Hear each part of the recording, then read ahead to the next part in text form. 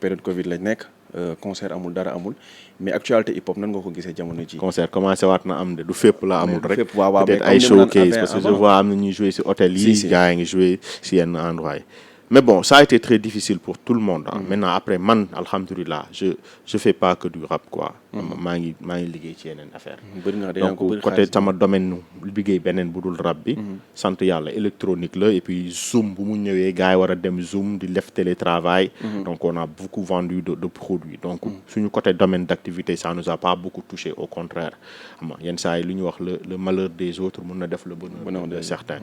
mais sant alhamdulilah mais côté artistique bi man 2000 bu may génn ba 2019 dama doon def promo wu sama playlist bi mooy 100% wolof bi ma génne woon before playlist que j'ai fait avec Wonder Beat bi nga xam ne gis nga ne daaw ak daawaati géej awards yi ñu mujj génn moom moo nekkoon le meilleur beatmaker de l'année et puis génnee na What a Year benn projet bu am compilation artistes yëpp voilà donc moom laa collaboré ci before playlist et mu bless ma ak ay prod yu nice ma def projet bi 100% wolof mais génnewu ma ko comme album dama ko doon génnee par série de sons par semaine benn son après ma collecté def ko collection génnee ko donc projet boobu bu mu génnee presque fin 2018 la donc ma jot a clippé sound ma def ak H the Best di ñuul ci biir wax ci situation politique u town bi boobu am na clip et lan laa ci mujj clippé foog naa waaw li ñuul ci biir am na tamit xar kanam. boobu génnoon na bu yàgg. clippé naa ci son yu bëri. donc moo paree ci promo boobu juste ci lañ dugg 2020. donc commencé gu ma woon job sama prochain album ci le Covid bi dóor léegi bu Covid bi dóoree affaire yëpp jaxasoo donc je me suis posé beaucoup de questions et puis Covid beeg univers période bi lu ñu ci dund ak li jafe-jafe yëpp moo inspiré prochain album bi ngay génnee. bu tudd Ataraxie. d'accord mais instant bi nii lan mooy sa objectif ci game bi yow par exemple. da ngay rap pour am ci xaalis da ngay rap pour yeete nit ñi wala da ngay rap juste pour yow mu neex la nga génnee ko noonu. waaw objectif bi ma am d'abord c'est plutôt bu njëkk bi. pour man sax du objectif mooy maa ngi koy dund nii mooy l'aspect thérapeutique de l'art mooy ça me permet d'extérioriser lépp luy yëngatu sama biir yaram sama biir xel ma koy xalaat bëgg ci exprimer muy bax sama biir yaram. ça me permet de me soulager. d'extérioriser lu nekk sama biir. boobu mooy satisfaction bu njëkk bi ma am. deuxième satisfaction bi mooy l'aspect didactique mooy à travers li ngay def mën nga ci jàng mën nga ci jàngale. donc ñi nga xam ne mës nañu am contact ak man sama musique bu ma dajeek ñoom son bu nekk mën na nekk sujet de débat ak état bi mu ko fekk fi mu ko jëlee jamono bu mu koy déglu naka la ko affecté positivement. donc loolu ñaar yooyu mooy ñaari facteurs yi ëpp doole yi tax ma continuer def musique. bu dee xaalis rek kese la woon peut-être bàyyi naa parce que li ma ciy def. peut-être moom génneegu ko. mais satisfaction yeneen yi c'est immatériel du xaalis mais c'est inexprimable. maanaam amul njëg loolu et puis le respect que les gens te vouent loolu kenn du ko jënd. yaa moom respect big respect. voilà loolu kenn du ko jënd. loolu foog nga jëfal nit ki lu am njariñ pour mu jox la ko. donc bu ñu jógee ci ñett yooyu nag mooy Fla bëgg na daj àdduna. mais comme je t'ai dit moyens yi may permettre ma daj àdduna. ci yoon laa nekk ba léegi dajaguma ko mooy liggéeyaguma ak major liggéeyaguma ak c'est toujours indépendant. et là ak prochain album bi on est en train de voir ça possibilité yi ñu ci am. pour vraiment mu génn ci les meilleures conditions et puis ñu yóbbu ko fépp ci àdduna défendre ko. donc on est en train de travailler sur ça parce que je sais que le Sénégal a beaucoup à apprendre au monde. maanaam àdduna mën na jàng lu bari ci Sénégal. mais malheureusement message bi c'est codé en wolof. donc ñun kese ñooy comprendre. donc Fla nu mu gisee boppam mooy ambassadeur u Sénégal la te bëgg naa lépp lu am njëriñ li nga xam ne société sénégalaise am na ko ak xam-xam ak côté spiritualité ak éducation bëgg naa àdduna découvrir ko parce que man bëgg naa ne loolu bokk na ci suñu richesse yi gën a rëy. te ba tey à travers notre musique c'est vrai artistes yu bëri génn nañ dem nañ mais pour man am na facette yu bëri yu dese gars yi gën a xam ci àdduna. pour man loolu bu ko waa àdduna xamee dinañ ñu gën a naw dinañ ñu gën a jox ci. donc album bi Ataraxie tamit loolu la et si tout va bien yaa incha allah àdduna dina si jot. incha allah d'accord ba tey ci actualité bu ñu génneewaat ci say kii nan nga gisee awards yi Sénégal Galsen Hip Hop Awards ak yeneen awards yi nekk Sénégal yëpp. waaw en fait Galsen Hip Hop Awards laa mës a bokk gagné si prix meilleur album de l'année 2018 ak album Kanka Moussa. je trouve que c'est une très bonne chose plateforme la. pour artistes yi nga xam ne liggéey nañ ba at bi jeex gars yi jox leen raaya. maintenant après lépp loo xam ne day am kii mooy gagné kii mooy perte ñëpp duñu kontaan. maintenant je pense que Waydi il faut saluer son initiative góorgóorlu la jàmbaar la nekk ci hip hop bi ba créer ci plateforme bu mel noonu il faut le saluer. mais ci beneen côté il faut dire que aussi plus de transparence bu dina ko dimbali pour bu nit jógee rek bëgg a wax ne lii ak lii dañ ko mën a won fii lañ ko teg moo tax lii demee nii comme ça ñu gën ko mën a comprendre.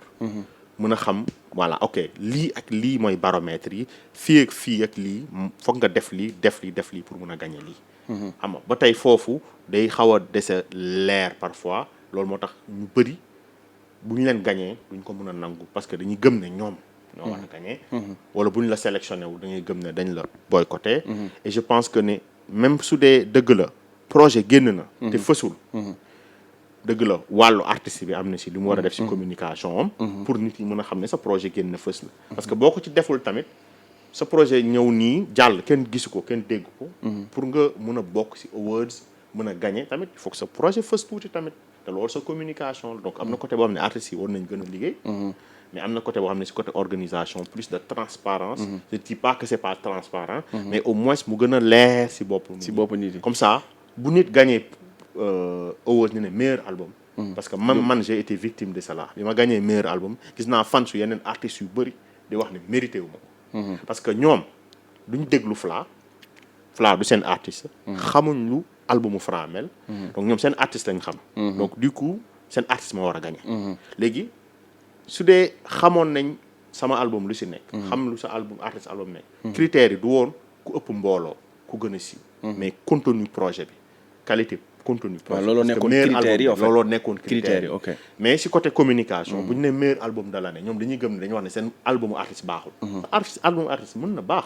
mais beneen artiste bi peut-être si côté critères yi moo gën a indi.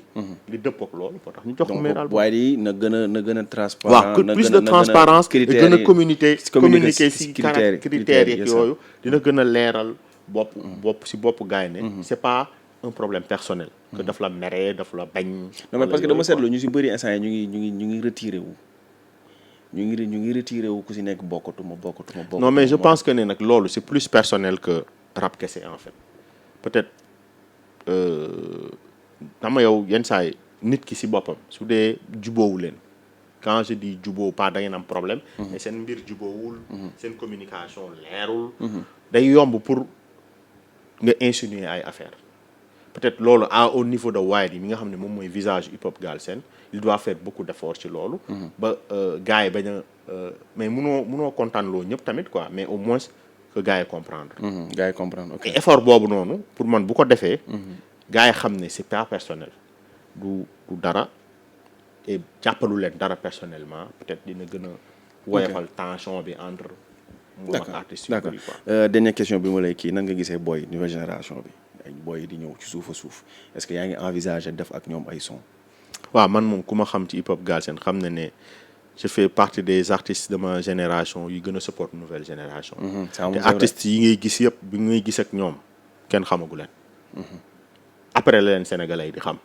man seen premier album balaa kenn di leen xam. si muy gis si biir projet bi. Dip maa ngi si bis ni tayam. Million Flow maa ngi si H the Best je viens de collaborer ak Authentic Justice bi albumum génnagul mais c'est un ndaanaan koo xam ne avant projet mi di génn réussir na gars yi accepté ko si game bi mu am dara te génneegul projet donc am na ñoo xam ne sax peut-être son yi génnul vraiment je peux pas dire mais respect boobu la lay def gars yi respect bi ñu la jox Fla de Rip fu ñu tudd turam dañ naan grand bi respect quoi respect la lay def. waaw man lu may def damay sant yàlla rek après xam nga nit ñi kenn moomu leen quoi.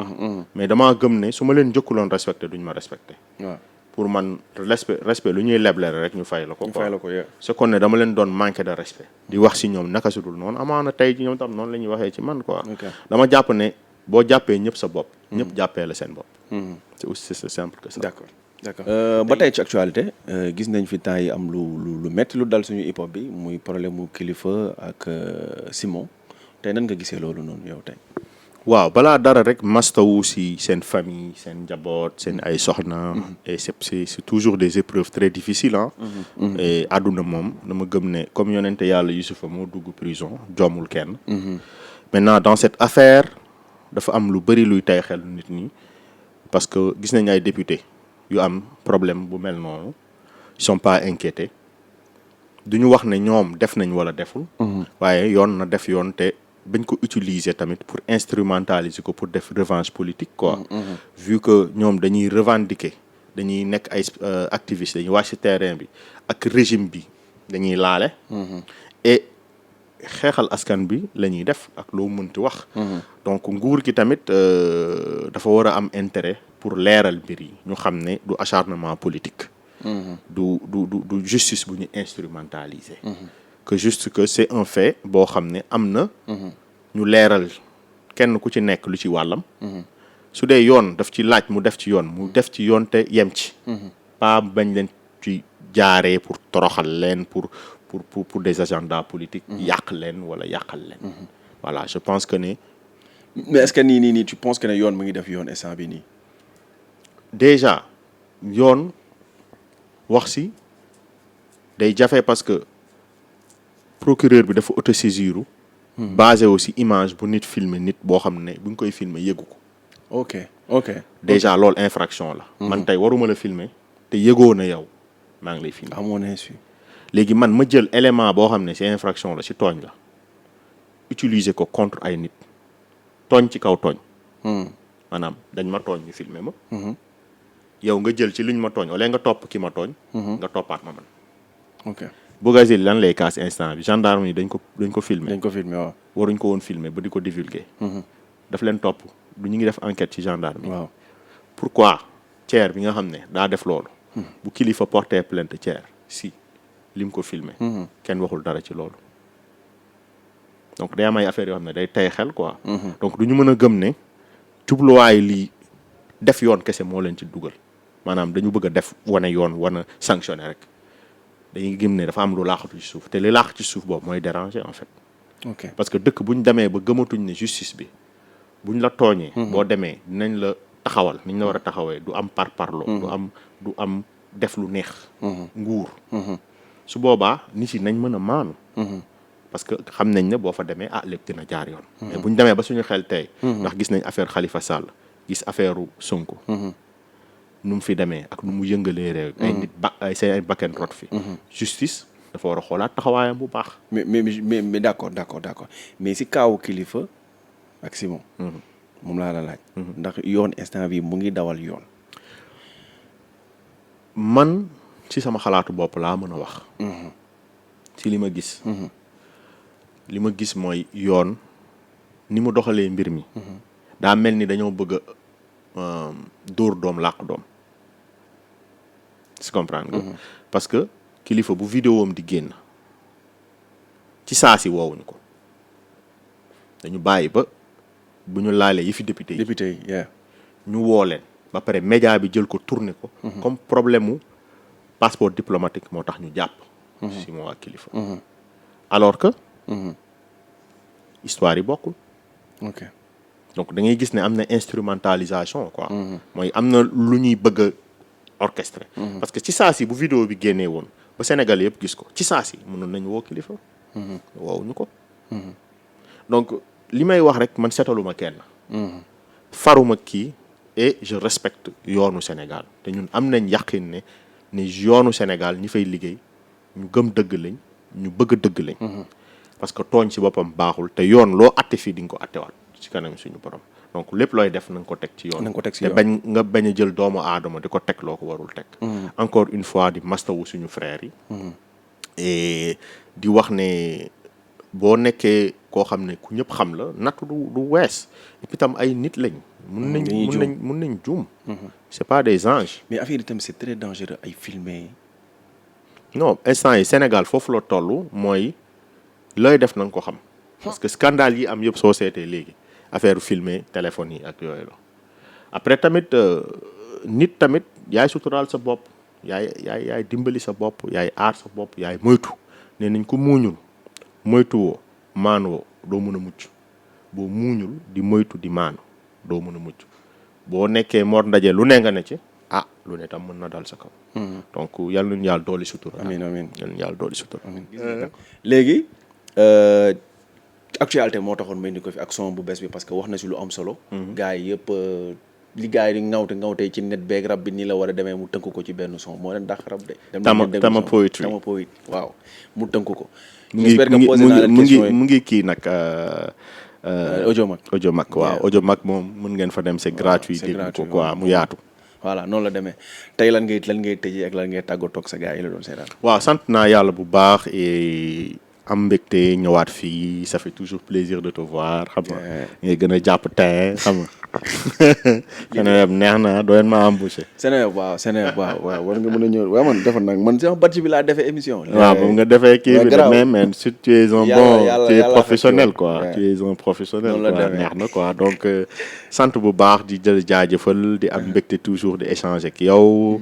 et chaque jour man soo ma invité dama ciy sawar parce que gis naa ne. voilà am nga foo ma teg.